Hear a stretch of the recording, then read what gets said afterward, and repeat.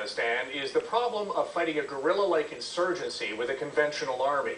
Rebel fighters are using isolated and ghastly acts of violence that have created a powerful and resonating fear throughout the population. Global National's Francis Ovaggio is beginning his fourth assignment in Kandahar with a look at that emerging reality. Francis. Well, Kevin, in this war, the people are the prize, and both sides want to win over the people. But while the coalition tries to win their hearts and minds through security and redevelopment, the Taliban is using fear and intimidation with increasing success. You'll find many sad stories inside this Kandahar hospital, but none as horrifying as this man's. They lay me on the floor and first took out my right eye, then my left. My wife and 7 children cried for them to leave me alone, but these animals were not listening. Syed Ghulam is one of the latest victims of a violent trend targeting innocent Afghans.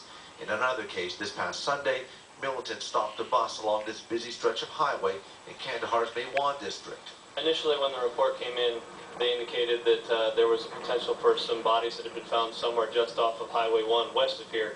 So they sent an element out, a platoon-sized element with security to visit the site to verify if the report was actually true or not. It was. In fact, the Taliban have claimed responsibility for killing more than 24 passengers.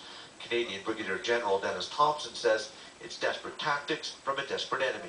What I see is the insurgents turning to the types of tactics that won't win them any more people, but that create the impression that the government's losing control.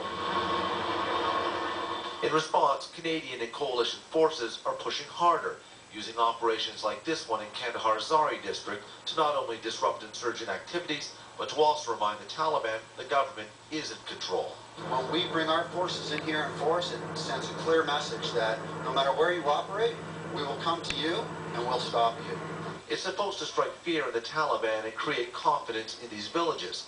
Unfortunately, a massive show of force like this can often be overshadowed by a personal act of terror like this. They didn't listen. These animals did these horrible things in front of my family.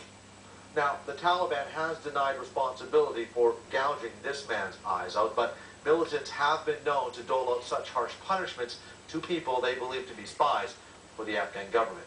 Kevin?